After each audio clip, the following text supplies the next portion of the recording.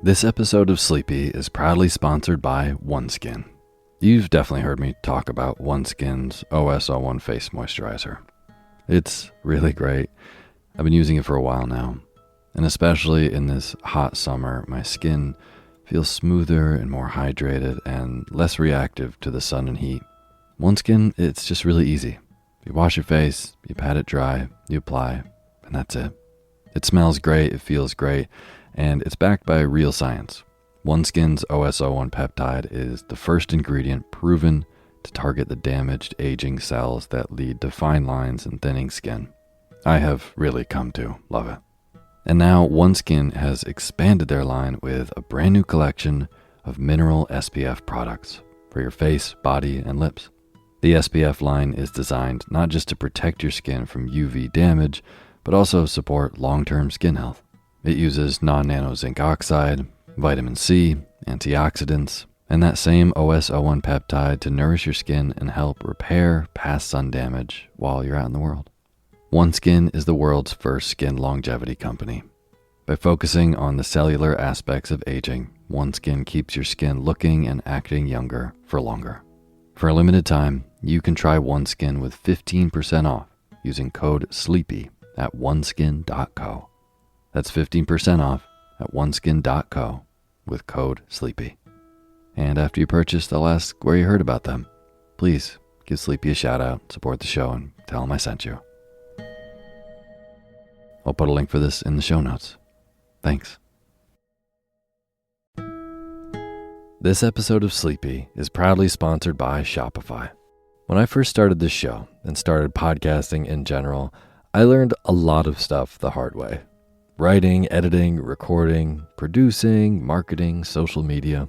It was a lot to start doing this, and while I love knowing how to do all those things now, I definitely would have loved to know about tools that would have made my life simpler, like I do today. Tools that make my business and my life just run smoother. Well, Shopify is definitely one of those tools. It is the business behind the business. It's the commerce platform behind millions of businesses around the world, from household names like Mattel to businesses just getting started. There's hundreds of ready-to-use templates to build a beautiful online store that matches your brand. Shopify has tons of helpful AI tools to help you build out and fill your site in no time. It's also really easy to get the word out with easily made email and social media campaigns. And best yet, Shopify is your commerce expert with world-class expertise in everything from managing inventory to international shipping to processing returns and beyond. So, if you're ready to sell, you're ready for Shopify. Turn your big business idea into reality with Shopify on your side. Sign up for your $1 per month trial and start selling today at shopify.com/Otis. Go to shopify.com/OTIS. Shopify.com/Otis. I'll put a link for this in the show notes. Thanks. Hey, my name's Otis Gray, and you're listening to Sleepy.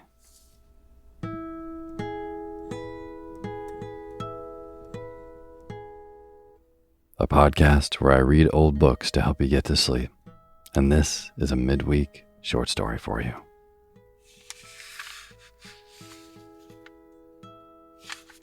I hope you've been sleeping well this summer.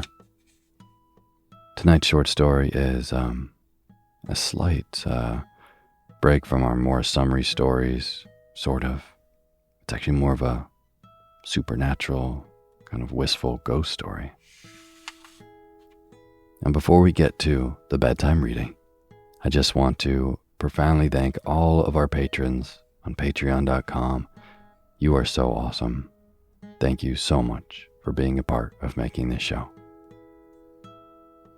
And if you don't know what I'm talking about, the patrons that I'm thanking, they are supporters of Sleepy on patreon.com, which is a great site that allows you to support the people who make the stuff they like in exchange for cool perks. Like at $2 a month, you get access to the totally ad-free version of the show. $5 gets you access to the Sleepy poetry feed. And even $1 goes such a long way for me, and no matter how much you give, even $1, I will so happily read your name in the opening credits of our next Sunday show after you do. So if you would like to join the hundreds and hundreds of people who are a direct part of making this show, you can go to patreon.com/sleepyradio. Thanks. And as always, the music you're hearing is by my good friend James Lepkowski, and the cover art for Sleepy is by Gracie Kanan.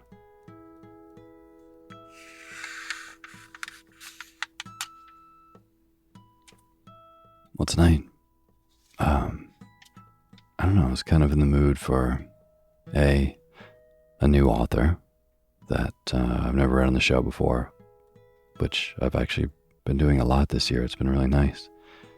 So tonight is a new author, and B, it's kind of feeling something a little ghosty and supernatural in this hot summer weather.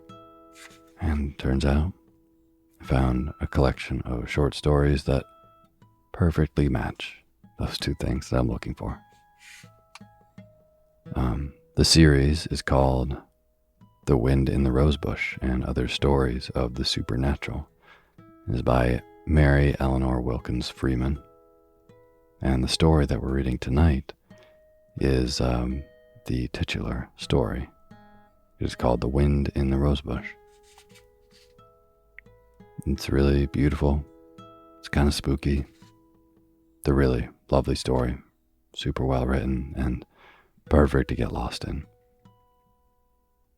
So tonight, without further ado, The Wind in the Rosebush, a short story by Mary Eleanor Wilkins Freeman. And now is the time for you to fluff up your pillow just how you like it. Feel yourself melt into your bed. Get real comfortable. Close your eyes. And let me read to you.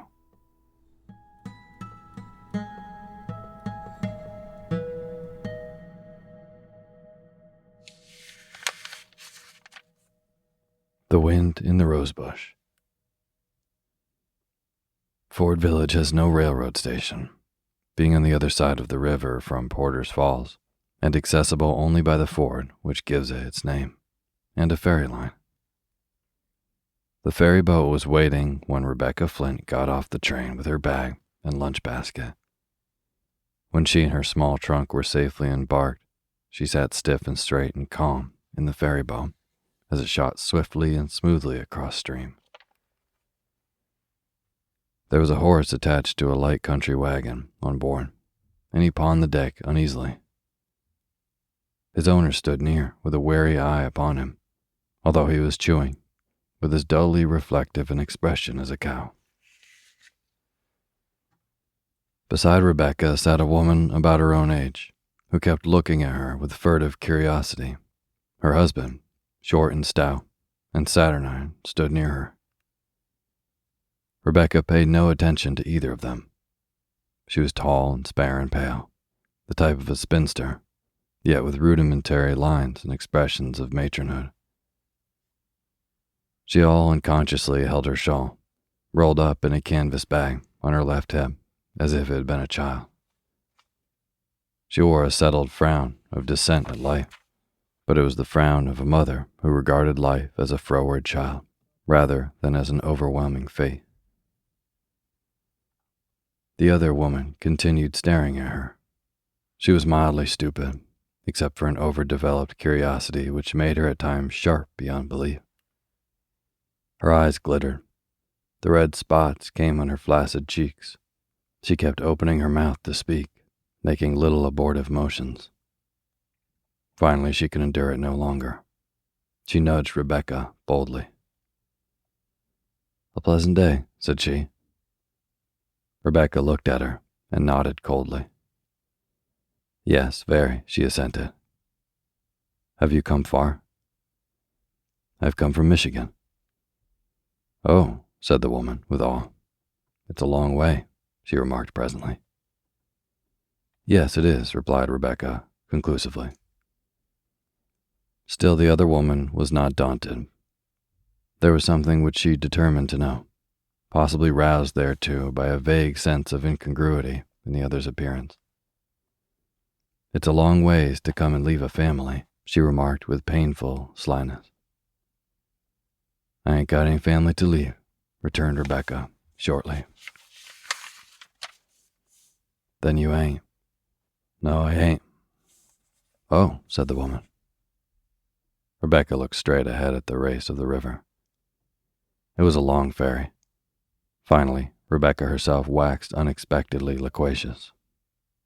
She turned to the other woman and inquired if she knew John Dent's widow, who lived in Fort Village. "Her husband died about 3 years ago," said she, by way of detail. The woman started violently. She turned pale, then she flushed. She cast a strange glance at her husband, who was regarding both women with a sort of stolid keenness. "Yes, I guess I do," faltered the woman finally. "Well, his first wife was my sister," said Rebecca, with the air of one imparting important intelligence. "Was she?" responded the other woman feebly. She glanced at her husband with an expression of doubt and terror, and he shook his head forbiddingly. "I'm going to see her and take my niece Agnes home with me," said Rebecca. Then the woman gave such a violent start that she noticed it. "What is the matter?" she asked. "Nothing, I guess," replied the woman, with eyes on her husband, who was slowly shaking his head like a toy. "Is my niece sick?" asked Rebecca with quick suspicion. "No, she ain't sick," replied the woman with alacrity. Then she caught her breath with a gasp. "When did you see her?" "Let me see. I ain't seen her for some little time," replied the woman. Then she caught her breath again. "She ought to have grown up real pretty, if she takes after my sister. She was a real pretty woman," Rebecca said wistfully. "Yes, I guess she did grow up pretty," replied the woman in a trembling voice. "What kind of woman is the second wife?" The woman glanced at her husband's warning face. She continued to gaze at him while she replied in a choking voice to Rebecca. "I guess she's a nice woman," she replied. "I don't know. I guess so. I don't see much of her." "I felt kind of hurt that John married again so quick," said Rebecca. "But I suppose he wanted his house kept, and Agnes wanted care. I wasn't so situated that I could take her when her mother died. I had my own mother to care for, and I was school teaching. Now Mother is gone, and my uncle died 6 months ago and left me quite a little property, and I've given up my school, and I've come for Agnes. I guess she'll be glad to go with me, though I suppose her stepmother is a good woman and has always done for her." The man's warning shake at his wife was fairly portentous. "I guess so," said she. "John always wrote that she was a beautiful woman," said Rebecca. Then the ferry boat grated on the shore. John Dent's widow had sent a horse and wagon to meet her sister-in-law. When the woman and her husband went down the road, on which Rebecca in the wagon with her trunk soon passed them, she said reproachfully, "Seems as if I'd ought to have told her, Thomas." "Let her find it out herself," replied the man. "Don't you go burning your fingers in other folks' pudding, Maria." "Do you suppose she'll see anything?" asked the woman with a spasmodic shudder and a terrified roll of her eyes. "See," returned her husband with stolid scorn. "Better be sure there's anything to see. Oh, Thomas, they say—" "Lord, ain't you found out that what they say is mostly lies?" "But if it should be true, and she's a nervous woman, she might be scared enough to lose her wits," said his wife, staring uneasily after Rebecca's erect figure in the wagon disappearing over the crest of the hilly road. "Wits that's so easy upset ain't worth much," declared the man. "You keep out of it, Maria." Rebecca, in the meantime, rode in on the wagon, beside a flaxen-headed boy, who looked, to her understanding, not very bright. She asked him a question, and he paid no attention. She repeated it, and he responded with a bewildered and incoherent grunt. Then she let him alone, after making sure that he knew how to drive straight. They had traveled about half a mile, past the village square, and gone a short distance beyond, when the boy drew up with a sudden whoa before a very prosperous-looking house. It had been one of the aboriginal cottages of the vicinity, small and white, with a roof extending on one side over a piazza, and a tiny L jutting out in the rear on the right hand.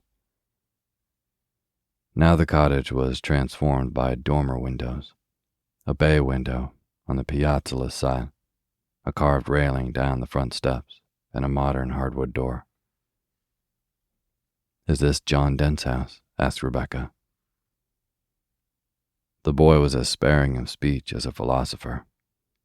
His only response was in flinging the reins over the horse's back, stretching out one foot to the shaft, and leaping out of the wagon, then going around to the rear for the trunk. Rebecca got out and went toward the house. Its white paint had a new gloss. Its blinds were an immaculate apple green. The lawn was trimmed as smooth as velvet, and it was dotted with scrupulous groups of hydrangeas and cannas. I always understood that John Dent was well-to-do, Rebecca reflected comfortably. I guess Agnes will have considerable. I've got enough, but it will come in handy for her schooling. She can have advantages. The boy dragged the trunk up the fine gravel walk, but before he reached the steps leading up to the piazza, where the house stood on a terrace, the front door opened, and a fair, frizzled head of a very large and handsome woman appeared. She held up her black silk skirt, disclosing voluminous ruffles of starched embroidery, and waited for Rebecca. She smiled placidly. Her pink, double-chinned face widened and dimpled, but her blue eyes were wary and calculating. She extended her hand as Rebecca climbed the steps.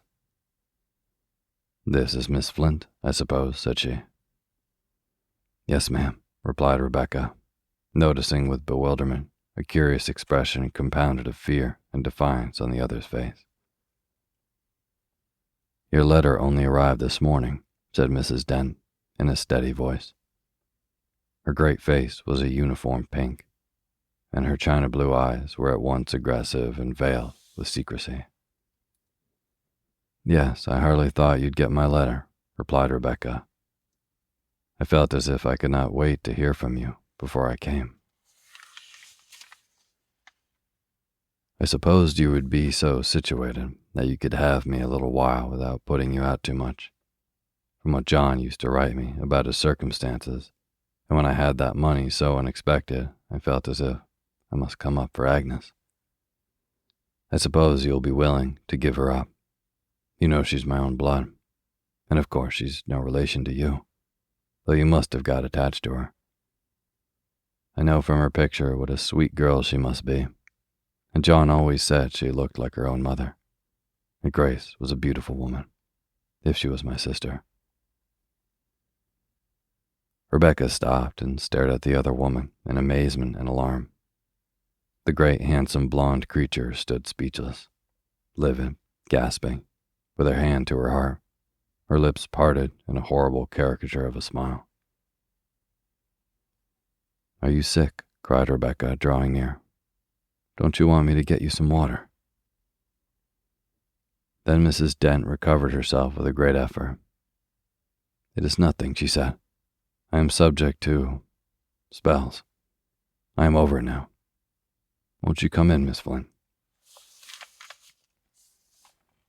As she spoke, the beautiful deep rose color suffused her face. Her blue eyes met her visitor's with the opaqueness of turquoise, with a revelation of blue, but a concealment of all behind. Rebecca followed her hostess in, and the boy, who had waited quiescently, climbed the steps with the trunk. But before they entered the door, a strange thing happened. On the upper terrace, close to the piazza post, grew a great rose bush, and on it, late in the season though it was, one small red perfect rose. Rebecca looked at it, and the other woman extended her hand with a quick gesture. "Don't you pick that rose," she brusquely cried. Rebecca drew herself up with stiff dignity. "I ain't in the habit of picking other folks' roses without leave," said she. As Rebecca spoke, she started violently and lost sight of her resentment, for something singular happened. Suddenly, the rose bush was agitated violently, as if by a gust of wind. Yet it was a remarkably still day. Not a leaf of the hydrangea standing on the terrace close to the rose trembled. "What on earth?" began Rebecca. Then she stopped with a gasp at the sight of the other woman's face. Although a face, it gave somehow the impression of a desperately clutched hand of secrecy. "Come in," said she in a harsh voice, which seemed to come forth from her chest with no intervention of the organs of speech. "Come into the house. I'm getting cold out here." "What makes that rose bush blow so when there isn't any wind?" asked Rebecca, trembling with vague horror, yet resolute. "I don't see as it is blowing," returned the woman calmly. And as she spoke, indeed, the bush was quiet. "It was blowing," declared Rebecca. "It isn't now," said Mrs. Dent. "I can't try to account for everything that blows out of doors. I have too much to do." She spoke scornfully and confidently, with defiant, unflinching eyes, first on the bush, then on Rebecca, and then led the way into the house. "It looked queer," persisted Rebecca, but she followed, and also the boy with the trunk. Rebecca entered an interior, prosperous, even elegant, according to her simple ideas. There were Brussels carpets, lace curtains, and plenty of brilliant upholstery and polished wood. "You're real nicely situated," remarked Rebecca, after she had become a little accustomed to her new surroundings, and the two women were seated at the tea table. Mrs. Dent stared with a hard complacency from behind her silver-plated service.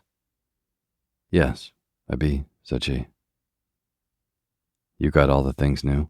said Rebecca hesitatingly, with a jealous memory of her dead sister's bridal furnishings. "Yes," said Mrs. Dent. "I was never one to want dead folks' things, and I had money enough of my own, so I wasn't beholden to John. I had the old duds put up at auction. They didn't bring much." "I suppose you saved some for Agnes. She'll want some of her poor mother's things when she is grown up," said Rebecca with some indignation. The defiant stare of Mrs. Dent's blue eyes waxed more intense. "There's a few things up garret," said she. "She'll be likely to value them," remarked Rebecca. As she spoke, she glanced at the window. "Isn't it most time for her to be coming home?" she asked. "Most time," answered Mrs. Dent carelessly. "But when she gets over to Addie Slocum's, she never knows when to come home." "Is Addie Slocum her intimate friend?" "Intimate as any." "Maybe we can have her come out to see Agnes when she's living with me," said Rebecca wistfully. "I suppose she'll be likely to be homesick at first." "Most likely," answered Mrs. Dent. "Does she call you mother?" Rebecca asked. "No, she calls me Aunt Emmeline," replied the other woman shortly. "When did you say you were going home?" "In about a week, I thought, that she can be ready to go soon," answered Rebecca with a surprised look. She reflected that she would not remain a day longer than she could help, after such an inhospitable look and question. "Oh, as far as that goes," said Mrs. Dent, "it wouldn't make any difference about her being ready. You could go home whenever you felt that you must. and she could come afterward. Alone? Why not? She's a big girl now, and you don't have to change cars. My niece will go home when I do, and not travel alone. And if I can't wait here for her, in the house that used to be her mother's and my sister's home, I'll go and board somewhere, returned Rebecca, with warmth. Oh, you can stay here as long as you want. You're welcome, said Mrs. Dent. Then Rebecca started. There she is, she declared with a trembling, exultant voice. Nobody knew how she longed to see the girl. She isn't as late as I thought she'd be, said Mrs. Dent. And again that curious, subtle change passed over her face, and again it settled into that stony impassiveness. Rebecca stared at the door, waiting for it to open. Where is she? She asked presently. I guess she stopped to take her hat off in the entry, suggested Mrs. Dent. Rebecca waited. Why don't she come? It can't take her all this time to take off her hat. For answer, Mrs. Dent rose with a stiff jerk and threw open the door. Agnes, she called. Agnes. Then she turned and eyed Rebecca. She ain't there. I saw her pass the window, said Rebecca in bewilderment. You must have been mistaken. I know I did, persisted Rebecca. You couldn't have. I did. I saw first a shadow to go over the ceiling. Then I saw her in the glass there. She pointed to a mirror over the sideboard opposite, and then the shadow passed the window. How did she look in the glass? Little and light-headed, with light hair kind of tossing over her forehead. You couldn't have seen her. Was that like Agnes? Like enough, but of course you didn't see her. You've been thinking so much about her that you thought you did. You thought you did.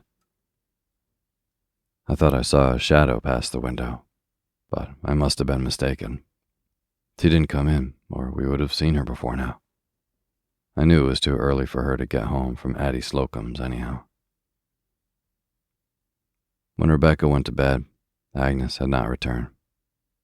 Rebecca had resolved that she would not retire until the girl came, but she was very tired, and she reasoned with herself that she was foolish. Besides, Mrs. Dent suggested that Agnes might go to the church social with Addie Slocum. When Rebecca suggested that she be sent for and told that her aunt had come, Mrs. Dent laughed meaningly. I guess you'll find out that a young girl ain't so ready to leave a sociable, where there's boys, to see her aunt, said she. She's too young, said Rebecca incredulously and indignantly. She's 16, replied Mrs. Dent, and she's always been great for the boys. She's going to school for 4 years after I get her, before she thinks of boys, declared Rebecca. We'll see, laughed the other woman. After Rebecca went to bed, she lay awake a long time, listening for the sound of girlish laughter and a boy's voice under her window. Then she fell asleep. The next morning, she was down early. Mrs. Dent, who kept no servants, was busily preparing breakfast. Don't Agnes help you about breakfast? Asked Rebecca. No, I let her lay, replied Mrs. Dent shortly. What time did she get home last night? She didn't get home. What? She didn't get home. She stayed with Addie. She often does. Without sending you word?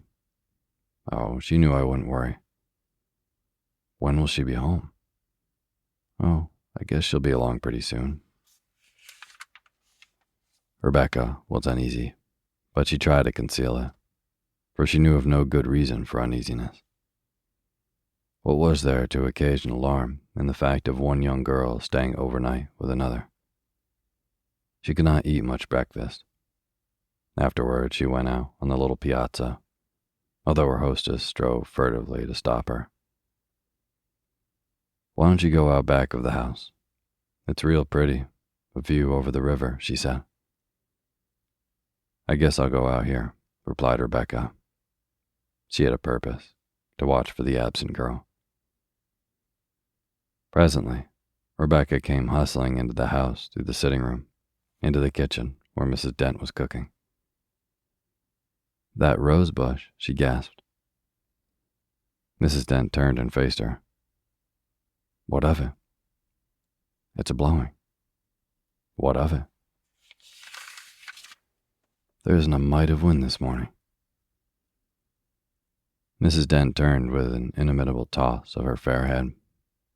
"If you think I can spend my time puzzling over such nonsense as—" she began, but Rebecca interrupted her with a cry and a rush for the door.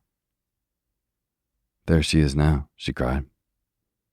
She flung the door open, and curiously enough a breeze came in and her own gray hair tossed, and a paper blew off the table to the floor with a loud rustle, but there was nobody in sight. "There's nobody here," Rebecca said. She looked blankly at the other woman, who brought her rolling pin down on a slab of pie crust with a thud. "I didn't hear anybody," she said calmly. "I saw somebody pass that window." "You were mistaken again. I know I saw somebody." "You couldn't have. Please shut that door." Rebecca shut the door. She sat down beside the window and looked out on the autumnal yard with its little curve of footpath to the kitchen door. "What smells so strong of roses in this room?" she said presently. She sniffed hard. "I don't smell anything but these nutmegs." "It is not nutmeg. I don't smell anything else." "Where do you suppose Agnes is?" "Oh, perhaps he has gone over the ferry to Porter's Falls with Addie. She often does. Addie's got an aunt over here, and Addie's got a cousin, a real pretty boy." "You suppose she's gone over there?" "Maybe. I shouldn't wonder." "When should she be home?" "Oh, not before afternoon." Rebecca waited with all the patience she could muster. She kept reassuring herself, telling herself that it was all natural, that the other woman could not help it. But she made up her mind that if Agnes did not return that afternoon, she should be sent for.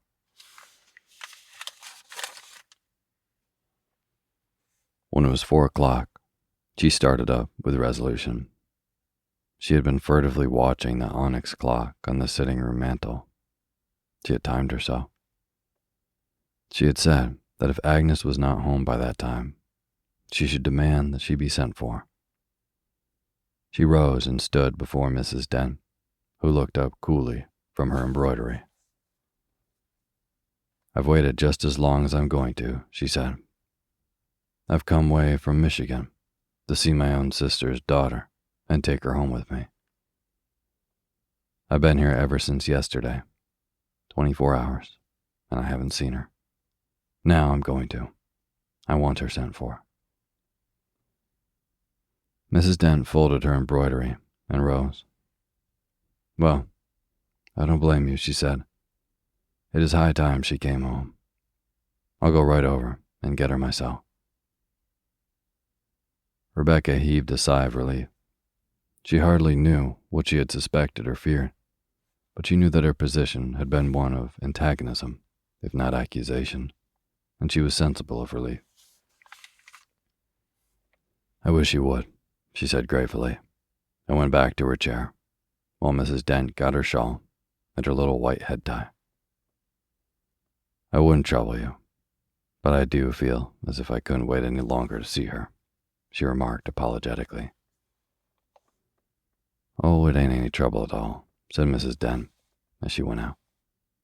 "I don't blame you. You've waited long enough." Rebecca sat at the window, watching breathlessly until Mrs. Dent came stepping through the yard alone.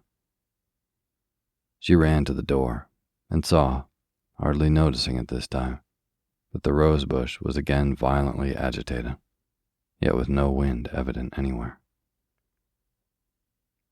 "Where is she?" she cried. Mrs. Dent laughed with stiff lips as she came up the steps over the terrace. "Girls will be girls," she said. "She's gone with Addie to Lincoln. Addie's got an uncle who's a conductor on the train, and he lives there, and he got him passes, and they're going to stay to Addie's Aunt Margaret's a few days. Mrs. Slocum said Agnes didn't have time to come over and ask me before the train went, but she took it on herself to say it would be all right. And why hadn't she been over to tell you?" Rebecca was angry, though not suspicious. She even saw no reason for her anger. Oh, she was putting up grapes. She was coming over just as soon as she got the black off her hands. She heard I had company, and her eyes were a sight. She was holding them over sulfur matches. "You say she's going to stay a few days," repeated Rebecca dazedly.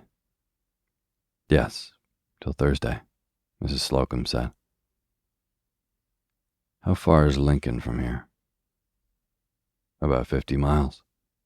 It'll be a real treat to her. Mrs. Slocum's sister is a real nice woman." "Is it going to make it pretty late about my going home?" "If you don't feel as if you could wait, I'll get her ready and send her out just as soon as I can," Mrs. Dent said sweetly. "I'm going to wait," said Rebecca grimly. The two women sat down again, and Mrs. Dent took up her embroidery. "Is there any sewing I can do for her?" Rebecca asked finally, in a desperate way. "If I can get her sewing alone, some." Mrs. Dent arose with alacrity and fetched a mass of white from the closet. "Here," she said, "if you want to sew the lace on this nightgown." I was going to put her to it, but she'll be glad enough to get rid of it. She ought to have this and one more before she goes. I don't like to send her away without some good underclothing. Rebecca snatched at the little white garment and sewed feverishly. That night, she wakened from a deep sleep, a little after midnight, and lay a minute trying to collect her faculties and explain to herself what she was listening to. Alas, she discovered that it was the then popular strains of The Maiden's Prayer floating up through the floor from the piano in the sitting room below. She jumped up, threw a shawl over her nightgown, and hurried downstairs, trembling. There was nobody in the sitting room. The piano was silent. She ran to Mrs. Dent's bedroom and called hysterically, "Emmeline, Emmeline." "What is it?" asked Mrs. Dent's voice from the bed. The voice was stern, but had a note of consciousness in it. Who was that playing The Maiden's Prayer in the sitting room on the piano?" "I didn't hear anybody." "There was someone." "I didn't hear anything." "I tell you, there was someone, but there ain't anybody there." "I didn't hear anything." "I did. Somebody playing The Maiden's Prayer on the piano. Has Agnes got home? I want to know." "Of course Agnes hasn't got home," answered Mrs. Dent with rising inflection. "But you gone crazy over that girl? The last boat from Porter's Falls was in before we went to bed. Of course she ain't come." "I heard. You were dreaming." "I wasn't. I was broad awake." Rebecca went back to her chamber and kept her lamp burning all night. The next morning, her eyes upon Mrs. Dent were wary and blazing with suppressed excitement. She kept opening her mouth as if to speak, then frowning and setting her lips hard. After breakfast, she went upstairs and came down presently with her coat and bonnet. "Now, Emmeline," she said, "I want to know where the Slocums live." Mrs. Dent gave a strange, long, half-lidded glance at her. She was finishing her coffee. "Why?" she asked. "I'm going over there to find out if they'd heard anything from her daughter and Agnes since they went away. I don't like what I heard last night." "You must have been dreaming." "It don't make many odds whether I was or not. Does she play the Maiden's Prayer on the piano? I want to know." "What if she does? She plays it a little, I believe. I don't know. She don't half play it, anyhow. She ain't got an ear." "That wasn't half played last night. I don't like such things happening. I ain't superstitious, but I don't like it. I'm going. Where did the Slocums live?"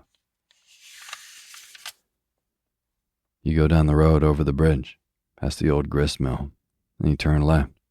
It's the only house for half a mile. You can't miss it. There's a barn with a ship in full sail on the cupola." "Well, I'm going. I don't feel easy." About 2 hours later, Rebecca returned. There were red spots in her cheeks. She looked wild.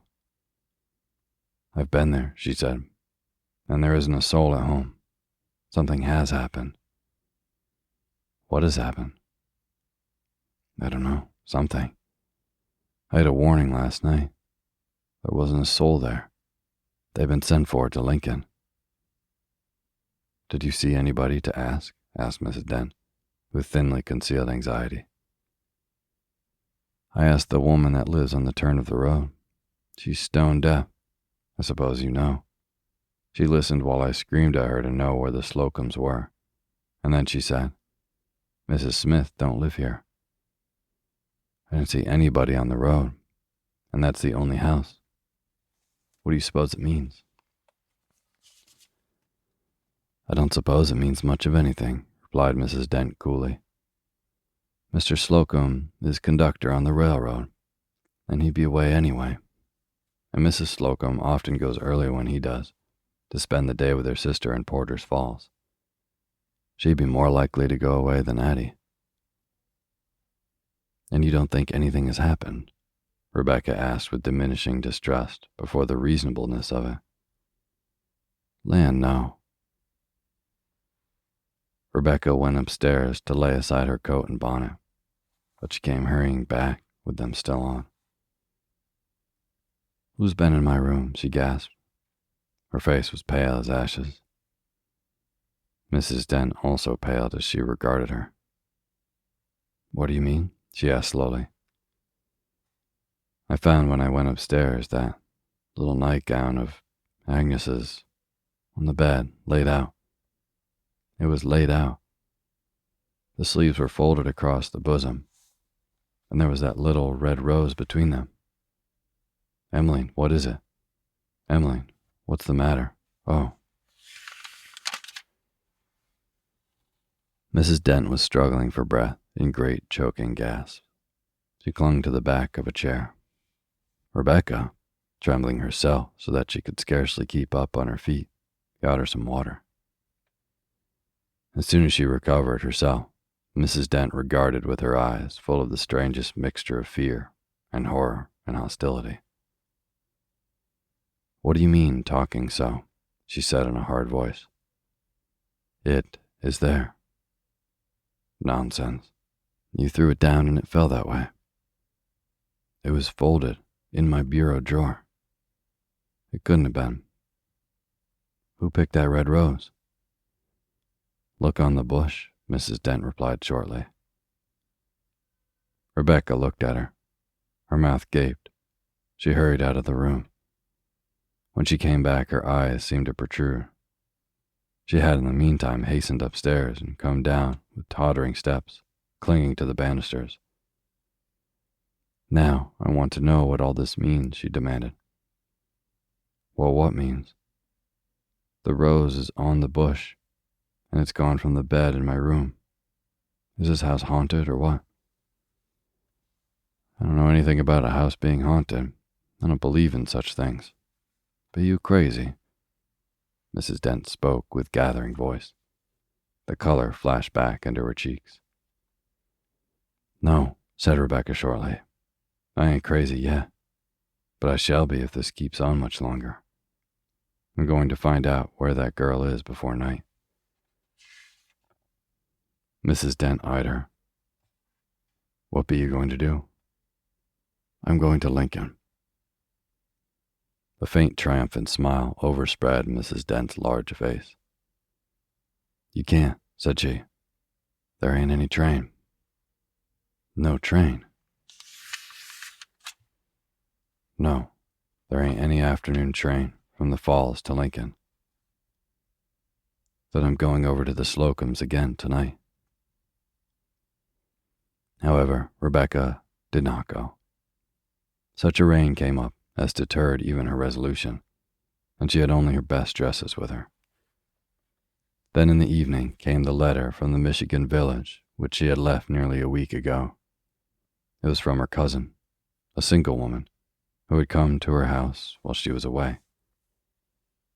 It was a pleasant, unexciting letter enough, all the first of it, and related mostly how she missed Rebecca, how she hoped she was having pleasant weather and kept her health, and how her friend, Miss Greenaway, had come to stay with her since she had felt lonesome the first night in the house.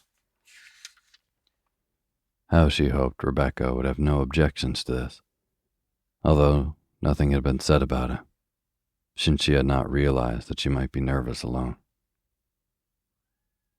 The cousin was painfully conscientious, hence the letter. Rebecca smiled in spite of her disturbed mind as she read it. Then her eye caught the postscript.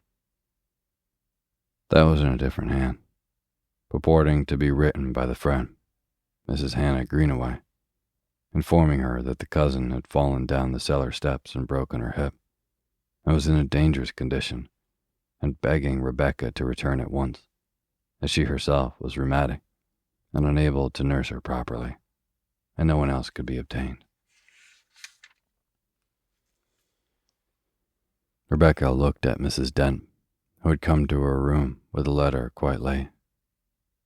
It was 9:30, and she had gone upstairs for the night. Where did this come from? She asked. Mr. Amblecrom brought it, she replied. Who's he? The postmaster. He often brings the letters that come on the late mail. He knows I ain't anybody to send. He brought yours about your coming. He said he and his wife came over to the ferry boat with you. I remember him, Rebecca replied shortly. There's bad news in this letter. Mrs. Dent's face took on an expression of serious inquiry. Yes, my cousin Harriet has fallen down the cellar stairs. They were always dangerous, and she's broken her hip, and I've got to take the first train home tomorrow. You don't say so. I'm dreadfully sorry. No, you ain't sorry, said Rebecca, with a look as if she leaped. You're glad. I don't know why, but you're glad. You've wanted to get rid of me for some reason ever since I came. I don't know why. You're a strange woman. Now you've got your way, and I hope you're satisfied. How you talk. Mrs. Dent spoke in a faintly injured voice, but there was a light in her eyes. I talk the way it is.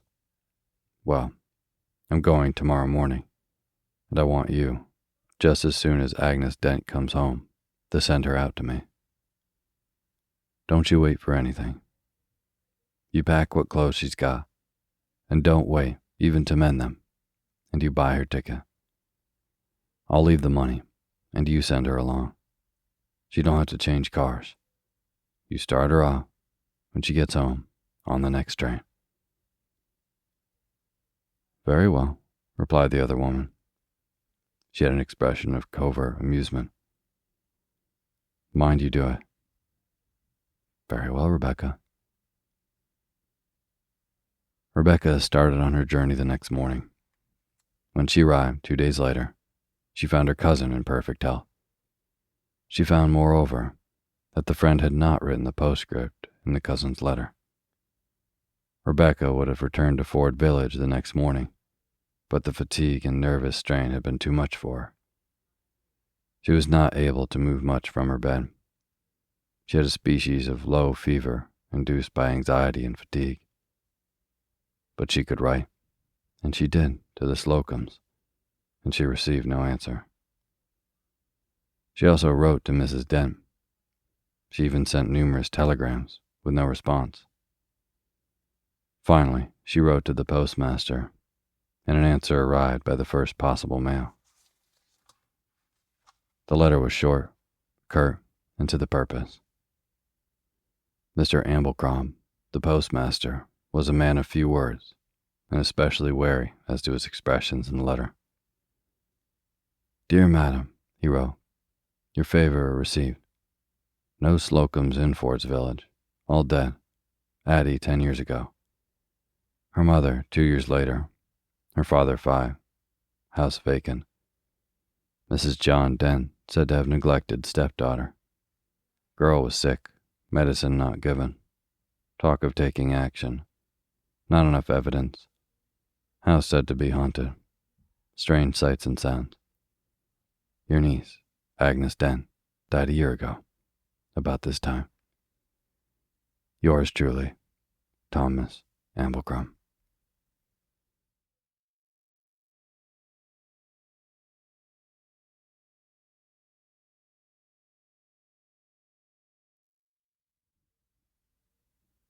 Thank you for listening to Sleepy. Good night.